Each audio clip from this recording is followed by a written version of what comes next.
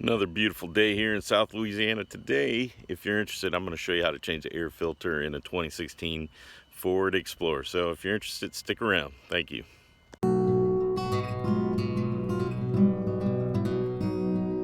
All right, here is the filter I'm going to be replacing the stock filter with. I like to use OEM if I can, so I have this Motorcraft FA1884, which is a replacement for this 2016 Ford Explorer. Now to do this, it's fairly simple. Hopefully you can see down in there. There's two clips that are required to be opened, and then on the back side there's these tangs that go into the frame, and there's one little, it doesn't even go in it, just as a guide. So in order to change the filter, you have to undo these clasps, and as you can see, it's very easy. And then you can lift the lid off the filter box. Okay, there you go. See how it slid out of the back side there?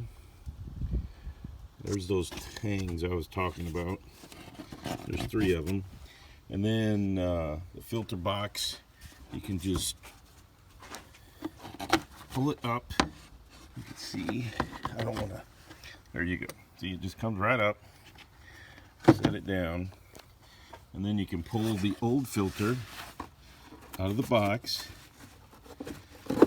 without anything happening. Voila, we've removed the filter. The box is empty. Now let me take the old one, or the new one, out, and I'll put that in just a second.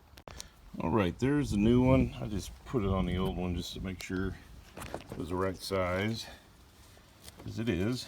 And now I will install it into the air box. There we go. There we go. Let's fit it. The seal is all the way around. Now I just got to put the lid back down and reinstall it. So 1 second. Continuing to do this one-handed. You won't have to. So there, the tangs are all lined up.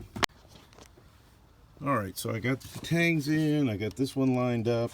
Then you just have to put the clasp back in. It's simple. Just push down and clunk. There's one.